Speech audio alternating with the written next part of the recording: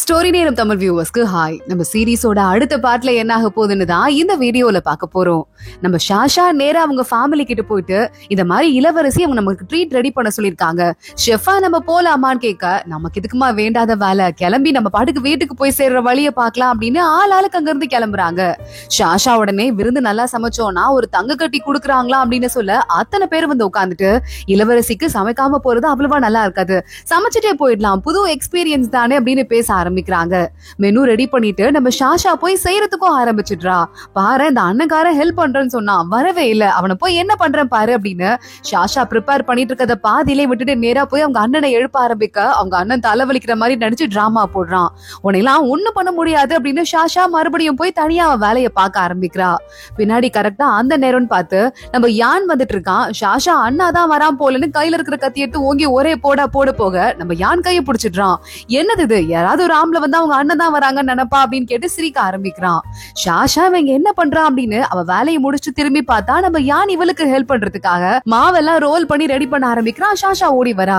ஐயோ நம்ம முன்னோராச்சு அப்படின்னு சொல்லிட்டு, இல்ல நீங்க அதெல்லாம் பண்ண கூடாதுன்னு சொல்ல, நீ தனியா எவ்வளவு பண்ணுவ, நான் உனக்கு ஹெல்ப் பண்றேன் அப்படின்னு யான் சொல்லிட்டு இருக்கான். இவ சிரிக்க ஆரம்பிச்சிடுறா. என் மூஞ்சில ஏதாவது ஒட்டிக்கிச்சா அப்படின்னு நல்லா இருக்க மூஞ்ச தொடக்கிறேன் அப்படின்னு யான் காமெடி பண்ணிட்டு இருக்கான்.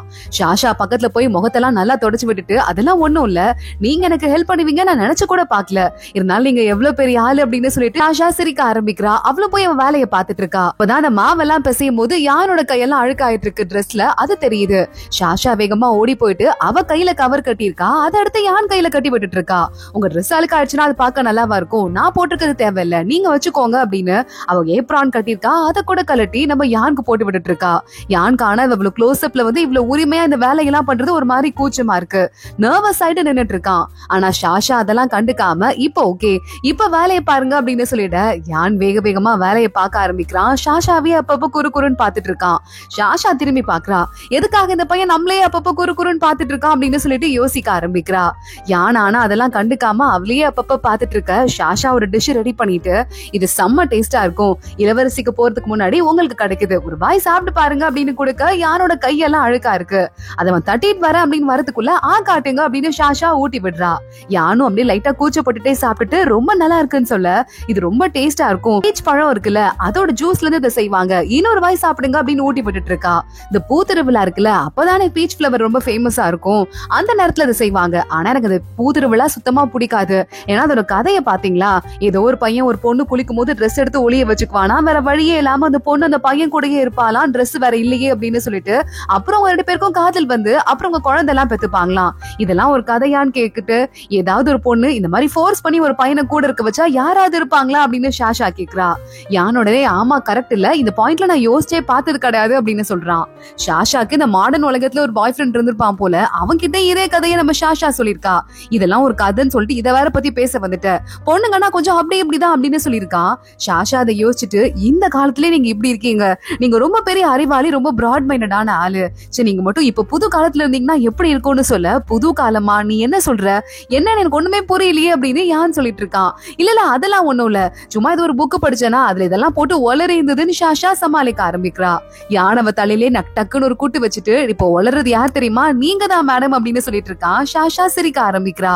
அடுத்த நாள் பிரின்சஸோட வீட்டுல விருந்து காலாளுக்கு ரெடி பண்ணிட்டு இருக்க, நம்ம யான் வந்து கெஸ்ட் வரிசையில உட்கார்ந்துட்டு இருக்கான். பக்கத்துலயே வந்து நம்ம பேய்சார் இருக்காருல, அவருக்கு யான் ஒரு ட்ரெஸ் கொடுத்திருக்கான், இன்விடேஷன் யானுக்கு அவர் கொடுத்திருக்காரு. இந்த ட்ரெஸ் போட்டு நான் இருக்கும் போது என் சொந்தக்காரங்க எல்லாம் பார்த்தா என்ன அவங்களுக்கு அடையாளமே தெரியாதுன்னு பேய்சார் சிரிச்சிட்டு இருக்காரு. ஆமா அதுவும் என்னவோ உண்மைதான் அப்படின்னு யான் சொல்லிட்டு ரெண்டு பேரும் சிரிச்சுட்டு உட்கார்ந்துட்டு இருக்காங்க. அப்போ பக்கத்துல இன்னொரு டேபிள் இருக்கு. இந்த டேபிள்ல இருக்க பையன் பேரு லூ ஃபெங்கா. இவன் ஒரு பிசினஸ் மேன். நீங்க பாருங்களேன், நீங்க பெரிய ஆளு, எங்க கூட வந்து உட்காருங்க, நாங்க இருக்கிற நிறைய பேர் கூப்பிட, என்னதான் இருந்தாலும் நான் ஒரு பிசினஸ் மேன் தான், நான் இந்த இடத்துக்கு வந்ததே எனக்கு கிடைச்ச அதிர்ஷ்டம் அப்படின்னு லூ ஃபெங் சொல்லிக்கிட்டு இருக்கான். என்னங்க சொல்றீங்க, நீங்க எவ்வளவு பெரிய ஆளு, நீங்க எவ்வளவு அழகான பிசினஸ் பொருள் எல்லாம் பண்ணிட்டு இருக்கீங்க, உங்களுக்கு இருக்கிற அறிவு திறமைக்கு நீங்க எங்கேயோ போக வேண்டியது, இந்த இடத்துல நீங்க இல்லனா இந்த இடமே கொஞ்சம் கால கம்மியா தான் இருக்கும் அப்படின்னு அவங்க லூ ஃபெங்குக்கு எக்ஸ்ட்ராவா விட்டு போட்டுட்டு இருக்காங்க. இங்க தண்ணிக்குள்ள அப்படியே ஒரு டிஷ்ஷா வச்சு தள்ளி விட்டு அப்படிதான் சர்வ் பண்ணிட்டு இருக்காங்க. ஷாஷா பக்கத்துல இருந்துட்டு, இது செம்ம அழகா இருக்குல்ல, கவிதையில வர மாதிரி இருக்கு அப்படின்னு சொல்றா. அது யான் காதுல விழுந்துருது. அவன் பக்கத்துல இருக்க வேலைக்கார பொண்ணு கிட்ட கூப்பிட்டு ஷாஷாவை கூப்பிட்டு விட சொல்றான். ஷாஷா வரா. என்ன ஆச்சு அப்படின்னு சொல்லிட்டு கேட்க, இல்ல நீங்க கொஞ்சம் உட்கார, எனக்கு டீ ரெடி பண்ணி கொடு அப்படின்னு சொல்றான். எனக்கு டீலாம் அவ்வளவா ரெடி பண்ண வராதுன்னு ஷாஷா சொல்றா. அது எனக்கு நல்லா தெரியும், பக்கத்துல கொஞ்ச நேரம் உட்காரு அப்படின்னு சொல்லிடுறான். ஷாஷா அங்க உட்கார்ந்துட்டு இருக்க யான் வேணும்னே பக்கத்துல பெய்சார கூப்பிட்டு வேணும்னே போயம் பத்தி எல்லாம் பேச ஆரம்பிக்கிறான். இந்த போயம் ரொம்ப நல்லா இருக்குல்ல, ரொம்ப எலிகண்டா இருக்குல்ல அப்படின்னு சொல்லிட்டு பெய்சார் பாக்குறாரு. இந்த பொண்ணு முன்னாடி வேணும்னே பேசி பொண்ணு கிட்ட கொஞ்சம் இம்ப்ரெஷனை கிரியேட் பண்ண பாக்குறாரு போல அப்படின்னு சொல்லிட்டு நல்ல பெய்சாருக்கே புரியுது. சிரிக்க ஆரம்பிக்கிறாரு. ஆனா அதுக்குள்ள ஒரு வேலைக்கார பொண்ணு வந்து ஷாஷா கிட்ட உங்க விருந்து ரொம்ப பிடிச்சிருக்கான் இளவரசிக்கு, சோ மீதி இருக்கிற விருந்துக்கும் உங்களை தங்கி இருந்துட்டு போக சொல்லிருக்காங்க, நீங்க ஃபுல் விருந்து அட்டென்ட் பண்ணிட்டு பார்ட்டி எல்லாம் என்ஜாய் பண்ணிட்டு போலான்னு சொல்ல ரொம்ப தேங்க்ஸ் அப்படின்னு ஷாஷா சொல்றா. யான் சிரிக்க ஆரம்பிக்கிறான். இங்க இன்னொரு பக்கம் பார்த்தா ஷாஷாவோட அம்மா அப்பா கிட்ட போயிட்டு இந்த விருந்து ஃபுல்லா நீங்க ஸ்டே பண்ணலாம் அப்படின்னு சொல்ல, பரவாயில்ல இன்னைக்கு நம்ம கலக்க போறோம், சூப்பர் மாஸ் பண்ண போறோம் அப்படின்னு அவங்க அப்பா சொல்றாரு. ஷாஷாவோட அம்மாக்கு பயமா இருக்கு. நானும் ஷாஷாவும் பிரச்சனை இல்ல, சமாளிச்சிருவோம், நீங்க 2 பேரும் உங்களை பார்த்தாலே எனக்கு பயமா இருக்கு, வாயை வச்சு சும்மா இருங்க புரியுதா, இப்ப நம்ம இருக்கிறது பழைய காலம், ஏதாவது தப்பா பேசிட்டீங்க அப்படின்னா கண்டிப்பா நமக்கு உயிருக்கே ஆபத்தாயிரும், அதனால நம்ம எவ்வளவு அடக்கி இருக்க இடமே தெரியாம இருக்க முடியுமோ அப்படி இருந்துடணும்னு சொல்ல, நீ ஓவரா பேசிட்டு இருக்க, எங்களுக்கு என்ன ஒண்ணு தெரியாதா முட்டாளா அப்படின்னு கேட்டுட்டு அவங்க அப்பா அங்க இருந்து கிளம்புறாரு. இங்க ஒரு டேபிள் கொடுத்து ஷாஷாவோட ஃபேமிலி இங்க உட்கார சொல்றாங்க. அந்த குட்டி பாப்பாவை தவிர மத்த எல்லாரும் அங்கதான் உட்காந்துட்டு இருக்காங்க. குட்டி பாப்பா வீட்லயே இருக்கா போல. அப்ப அந்த லூஃபெங்குன்னு சொல்லிட்டு ஒரு புது வியாபாரி ஒருத்தர் காட்டினாங்கல்ல, அவர் அந்த ஃபிளவர் ஸ்வீட்டை சாப்பிட்டு பாக்குறாரு. ரொம்ப நல்லா இருக்கு, யார் இந்த மாதிரி எல்லாம் ப்ரிப்பேர் பண்ணா அப்படின்னு கேட்க, பக்கத்து டேபிள்ல தான் ஷாஷா ஃபேமிலி இருக்கு, நாங்க தாங்க ப்ரிப்பேர் பண்ணோம், எல்லாம் எங்க கையில இருந்து தான் வந்தது அப்படின்னு சொல்ல, இது எந்த ஒரு டிஷ்ஷுங்க இவ்வளவு நல்லா இருக்கு அப்படின்னு கேட்க, இதெல்லாம் வந்து நாங்களாவே கண்டுபிடிச்சது, இளவரசி எங்களை இங்க கண்டுபிடிச்சு கூட்டு வந்து உங்க எல்லாருக்கும் ஒரு பெரிய ஃபேவர் பண்ணிட்டாங்க அப்படின்னு ஷாஷாவோட அப்பா சொல்றாரு. இத பார்த்துட்டு லூஃபெங் சிரிக்க ஆரம்பிக்க, ஆனா அவங்க அம்மா வந்துட்டு வாய மூடு, யோ வாய மூடியா அப்படின்னு திட்டிக்கிட்டு இருக்காங்க. இங்க இன்னொரு பக்கம் நம்ம யான் கிட்ட போகவே முடியாத மாதிரி எக்கச்சக்கமான ஆளுங்க வந்துட்டு, ப்ளீஸுங்க எங்க கூட உட்காந்து சாப்பிடுங்க, நீங்க எங்க கூட உட்காந்து சாப்பிட்டா எங்களுக்கு புண்ணியமா போகும் அப்படின்னு ஆளுக்கு பேச ஆரம்பிக்கிறாங்க. யான் கிட்டயே போக முடியாத அளவுக்கு கூட்டம் வந்துட்டு இருக்கு. ஆனா யான் மத்த எல்லாரையும் கண்டுக்காம நேரா திரும்பி பார்த்து நம்ம ஷாஷா ஃபேமிலியை பார்த்து என்ஜாய் பண்ணுங்கன்னு சொல்ல, அங்க பக்கத்துல நிக்கிற ஒரு ஆளுக்கு செம்ம கடுப்பா இருக்கு.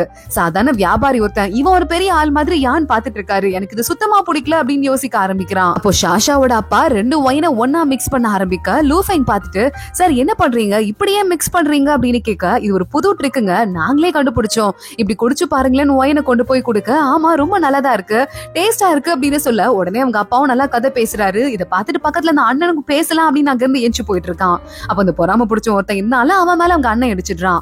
ஆளை பாரு அறிவில்ல, போனா போது உங்களை இந்த விருந்துல கலந்துக்க சொன்னா எங்க மேலேயே இடிப்பீங்களா, லோ கிளாஸ் தானே நீங்கெல்லாம் அப்படின்னு கத்த ஆரம்பிக்க, உடனே ஷாஷா நடுவுல வந்துடுறா. எதுக்காக பிரச்சனை பண்ணிட்டு இருக்கீங்க, இளவரசி எங்களை இங்க ஸ்டே பண்ண சொல்லிருக்காங்க, நீங்க ஏன் கத்துறீங்க, கொஞ்சம் அமைதியா போலாம்ல அப்படின்னு கேட்க ஆரம்பிக்க, பொண்ணு நீனு ஓவரா வாய் பேசுவியான்னு அந்த ஆளு நம்ம ஷாஷாவை அடிக்க வந்துடுறான். யானங்க வரான். அந்த பையன் தோல்ல கை போடுற மாதிரி போட்டு நல்லா எலும்பு 2 முறுக்கு முறுக்கி, என்ன நினைச்சிட்டு இருக்கீங்க, கொஞ்சம் அமைதியா பேசலாம்ல அப்படின்னு சொல்ல, அந்த ஆளும் நம்ம யானை பார்த்ததும் வாய மூடிடுறான். இளவரசி வராங்க, எல்லாம் அமைதியா உட்காருங்கன்னு சத்தம் கேக்குது. அதுக்குள்ள நம்ம ஷாஷா நான் மன்னிப்பு கேட்டுக்கிறேன்னு ஃபர்ஸ்ட் கேட்க ஆரம்பிக்க, யான் அவளை தடுத்து நிறுத்துறான். நீ ஒன்னும் தப்பே பண்ணல, நீ மன்னிப்புலாம் கேட்க வேண்டாம், அமைதியா இரு அப்படின்னு.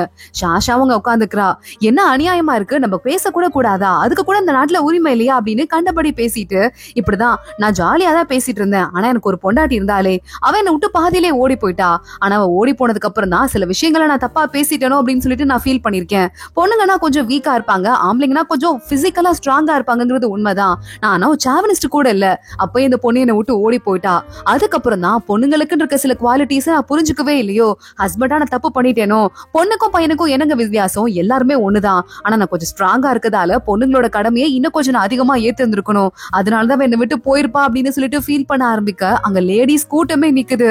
என்னை அது இப்படி கூட ஒரு ஆம்பளை இருப்பாரா, பொண்ணும் பையனும் ஒண்ணுன்னு சொல்லிட்டாரு, இந்த மாதிரி ஒரு ஆம்பளை தான் இந்த பூமிக்கு தேவை, இப்படி மட்டும் எல்லா ஆம்பளைங்களும் இருந்தாங்கன்னா பொண்ணுங்களுக்கு எல்லாம் எவ்வளவு நல்லது அப்படின்னு சொல்லிட்டு, புருஷனா இப்படிதான் இருக்கணும் அப்படின்னு சொல்லிட்டு நம்ம ஷாஷாவோட அண்ணன் ஃபேமஸ் ஆகிட்டு இருக்கான். கரெக்டா இளவரசி உள்ள வரா. இளவரசி நேரா உள்ள வரவ ஷாஷாவோட அண்ணன் கிட்ட போயிட்டு அவன் முகத்தை நிமிர்ந்து பார்த்துட்டு, உன்னை வந்து என்னோட அட்வைசரா நியமிக்கலான் இருந்தேன், இவ்வளவு நல்லா நீ பேசுறதால, ஆனா முகம் சரியில்லையப்பா, லட்சணம் இல்லாத முகத்தை நான் என்ன அப்பாயிண்ட் பண்றது அப்படின்னு கேட்டுட்டு அங்க இருந்து போயிட, நான் என்ன அவ்வளவு அசிங்கமாவா இருக்கேன் அப்படின்னு ஷாஷாவோட அண்ணன் பாத்துட்டு இருக்கான். யான் இந்த குடும்பத்தை பத்தி எல்லாரும் புகழ்ந்து பேசுறத பார்த்து சிரிச்சிட்டு இருக்கான். சரி ஓகே, சரி பரவாயில்ல இருக்கட்டும், மத்த எல்லாரும் முன்னாடி நீ ரொம்ப ஃபேமஸான ஆளாயிட்ட, பொண்ணுங்க முன்னாடி மத்த வேலையெல்லாம் நீ பாத்துட்டே இரு, ஜாலியா பேசிட்டே இருங்க அப்படின்னு சொல்லிட்டு இளவரசி போய் உட்கார்றாங்க. அப்பா நான் அசிங்கமாவாப்பா இருக்கேன் அப்படின்னு சொல்லிட்டு மறுபடியும் ஷாஷாவோட அண்ணன் கேட்க, அவங்க அப்பா தலையா இப்படி ஆட்டுறதான்னு தெரியாம முழிச்சிட்டு இருக்காரு. இங்க ஷாஷாக்கு இந்த விருந்துக்கான கிஃப்ட் போகுது. ஒரு தங்கக்கட்டிக்கு பதிலா அந்த தடவை ஒரு 5-6 தங்கக்கட்டி இருக்கு. இளவரசி உனக்கு கொடுத்திருக்காங்க, அது மட்டும் இல்லாம நிறைய பட்டு துணியெல்லாம் கூட ரோலா கொடுத்திருக்காங்க அப்படின்னு சொல்லிட்டு யான் அங்க இருந்து கிளம்புறான். இளவரசி ஷாஷாவை கூப்பிட்டு விட, ஷாஷா நேரா இளவரசி கிட்ட போறா. இளவரசி நீ எங்க கூடயே இருந்து எப்பவுமே எங்களுக்கே சமைச்சு கொடுக்குறியா, இந்த அரண்மனையோட பர்சனல் வேலைக்கார பொண்ணா ஒன்ன மாத்திடுறேன்னு சொல்ல, நாங்க வந்து காட்டுத்தனமா வளர்ந்தவங்க மேடம், நாங்க எப்பவுமே அங்கங்க சுத்திக்கிட்டே இருப்போம், ஒரே இடத்துல எங்களால தங்க முடியாது, இருந்தாலும் இந்த ஆஃபருக்கு ரொம்ப தேங்க்ஸ்ன்னு சொல்ல, சரி சரி பரவாயில்லம்மா, நீங்க இருந்தா நாங்க ரொம்ப ஹாப்பியா இருப்போமே நினைச்சேன், மத்தபடி உனக்கு என்ன வேணுமோ அதன்படி நீ இருந்துக்கோ, நான் என்ன செய்ய முடியும்னு சொல்ல, நீங்க தான் எங்களுக்கு நிறைய கிஃப்ட் கொடுத்திருக்கீங்களே அதுவே போதும் அப்படின்னு ஷாஷா சொல்றா. நல்லா சமைச்சவங்களுக்கு கொஞ்சம் பட்டு துணி கொடுத்தேன், அது கூட கொடுக்க கூடாதா அப்படின்னு அந்த இளவரசி கேட்க, தங்க கட்டியெல்லாம் இளவரசி கொடுக்கல அப்படின்னு ஷாஷாக்கு இப்பதான் புரியுது. ஷாஷா நேரா அந்த பவுச் எடுத்துட்டு அன்னைக்கு நைட்டு யானோட ரூம்க்கு வந்துடுறா. இதெல்லாம் உங்க ஃபண்ட்ல இருந்து நீங்க கொடுத்திருக்கீங்க, அது எப்படி நான் எடுத்துக்கிறது, எனக்கு வேண்டாம் அப்படின்னு சொல்லிடுறா. இங்க பாரு, நான் உன்னை விருந்துக்கு கூப்பிடும் போது நீங்க வந்தா நல்லா இருக்குமேன்னு நானும் அதான் கூப்பிட்டேன், சோ அது எனக்கு ஒரு ஹெல்ப் பண்ணிருக்க, இளவரசி கிட்ட நான் கூட்டு போன ஆளுங்க நல்லா சமைச்சாங்கன்னு எனக்கு ஒரு நல்ல பேர் தான் கிடைச்சிருக்கு, சோ கண்டிப்பா நான் உனக்கு கிஃப்ட் கொடுத்துதான் ஆகணும், இந்தா வச்சுக்கோ அப்படின்னு அந்த பவுச் எடுத்து நேரா ஷாஷாவோட கையில கொடுத்துடுறான். இதை நீ வந்து சொந்தமா உழைச்சு சம்பாரிச்சிருக்க, எனக்கு ஒன்னும் பிரச்சனை கிடையாதுன்னு சொல்ல, நான் தான் உங்களுக்கு தேங்க்ஃபுல்லா இருந்திருக்கணும், அந்த வியாபாரிங்க எங்களை பத்தி கேவலமா பேச வந்தாங்க, நீங்க பேசிதான் எங்களை காப்பாத்துனீங்க அப்படின்னு சொல்லிட்டு, நல்ல வேலை என் ஃபேமிலியே வேற யாரையும் நீங்க புள்ளி பண்ண விடலன்னு சொல்ல, இல்லையே நீ தான் இருக்கே, நீயே உன் ஃபேமிலியை காப்பாத்தி இருந்திருப்ப, அதுவும் நீ பேசின எதுவுமே தப்பு கிடையாது, எல்லாமே கரெக்டா தான் பேசினேன் அப்படின்னு சொல்ல, ஷாஷாக்கு ஒரே வெக்கமா வருது, நம்மள யான் பாராட்டுறாரு அப்படின்னு சொல்லிட்டு, சரி ஓகே நாங்க உங்களுக்கு ஒரு விருந்து ஏற்பாடு பண்ணலாம்னு இருக்கோம், நீங்க சாப்பிட வருவீங்களா அப்படின்னு ஷாஷா கேக்குறா. விருந்தா, சாப்பிட்டா போச்சு அப்படின்னு யான் சொல்ல, அப்ப எனக்கு விருந்த ரெடி பண்ணிட வேண்டியதான் ஷாஷா வேகமா ஓடுறா. நேரா சின்ன உள்ள வரான். என்ன பாஸ் நீங்க பண்ணிட்டு இருக்கீங்க, உங்ககிட்ட இது வரைய இந்த ஊருக்கு வந்ததுல இருந்து சம்பாரிச்ச தங்க கட்டி எல்லாத்தையுமே இந்த பொண்ணுக்கு கொடுத்துட்டீங்க, ஏன் இப்படி பண்றீங்க அப்படின்னு கேட்க, சார் ஏன் ரொம்ப வருத்தப்படுறீங்க, பேசாம ரிட்டையர்ட் ஆயிடுனதுன்னா ஆயிடு, உனக்கு பென்ஷன் காசு வரும், அதை வச்சு நீ பாட்டுக்கு வாழ்ந்துக்கலாம்னு சொல்ல, எனக்கு வயசு இருக்கு, வாலிபோ இருக்கு, அதெல்லாம் அப்புறம் ரிட்டையர்ட் ஆயிக்கலாம், ஆனா அந்த பொண்ணை பத்தி நீங்க ஏதோ கவலைப்படுற மாதிரி இருக்கு, என்னாச்சு, இங்க இருந்து கிளம்பிடுவாங்களோன்னு சொல்லிட்டு கவலைப்படுறீங்களா அப்படின்னு சொல்லிட்டு கேட்டுட்டு, அதுவும் இல்லாம அந்த பொண்ணு என்கேஜ்மெண்ட் எல்லாம் பத்தி பேசுறதே இல்ல, அதனால கல்யாணம் பண்ணிக்கிறதெல்லாம் வந்து கவலையே இல்ல, சீக்கிரமா என்கேஜ்மெண்ட்டை கேன்சல் பண்ணுங்க அப்படின்னு சொல்ல, என்ன பண்றது அப்படின்னு யார் யோசிக்க ஆரம்பிக்கிறான். அதோட தான் இந்த எபிசோட் முடியுது. அடுத்தடுத்து என்ன ஆக போகுது தொடர்ந்து பார்க்கலாம். இந்த வீடியோவை லைக் பண்ணிக்கோங்க, மறக்காம நம்ம சேனலுக்கு சப்ஸ்கிரைப் பண்ணிட்டு பெல் ஐக்கானையும் கிளிக் பண்ணிக்கோங்க. அடுத்த வீடியோல பார்க்கலாம். அது வரைய பாய்.